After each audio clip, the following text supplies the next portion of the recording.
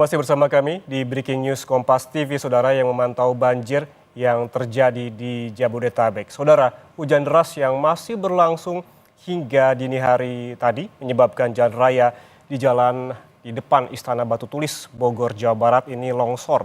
Akibatnya akses jalan terputus dan tidak bisa dilewati. Saat ini petugas gabungan sedang melakukan penanganan di lokasi. Akan ada pengalihan arus lalu lintas akibat akses jalan yang terputus ini. Patahan sepanjang lebih dari 50 meter dengan kedalaman 3 meter di Jalan Batu Tulis ini semakin mengkhawatirkan. Pergerakan tanah yang menyebabkan longsor ini berpotensi menimbun underpass Jalan Batu Tulis yang berada di bawahnya. Masyarakat bisa melalui jalan alternatif yang berjarak sekitar 5 km dari lokasi, yakni titik alih Bogor Nirwana Residence.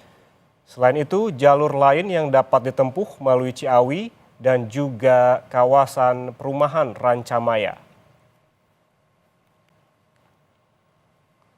Pasca terjadi longsor, memang kontur jalan atau kontur tanahnya itu awalnya retak.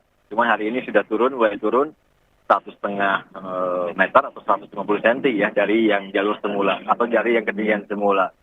Barusan kita antisipasi menghindari longsor susulan dengan pemasangan terpal, evakuasi jalur, rekayasa lalu lintas yang baru, termasuk koordinasi dengan PT KAI, dan kebetulan Dirjen PT KAI juga sudah hadir karena ini masih kawasan PT KAI stasiun di Batu Tulis, sehingga kami akan berkoordinasi lebih lanjut tentang rencana perbaikan ke depan, butuh proses waktu berapa lama, treatmentnya seperti apa, tentu akan kita komunikasi lebih lanjut, dan kami pemerintah akan insya Allah berupaya semaksimal mungkin agar aksesibilitas masyarakat dari kota Bogor menuju Pamoyanan, menuju Cipaku bisa berjalan normal seperti biasanya.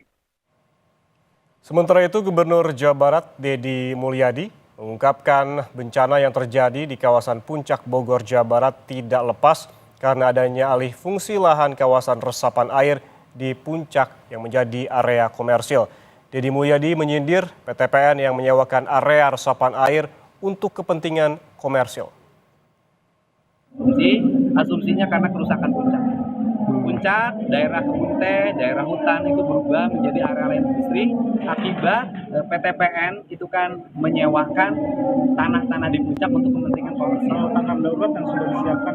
Ya, BPBD sudah turun, kalau kebutuhan pokok segala macam sudah kita penuhi. Tapi kalau yang begitu kan relatif teknis ya, mudah dilakukan. Kalau yang saya katakan yang itu mudah dilakukan.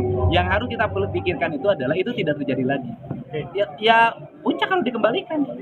Puncak kalau dikembalikan menjadi kawasan daerah resapan air, tempat tumbuhnya pohon dan tempat disimpannya air.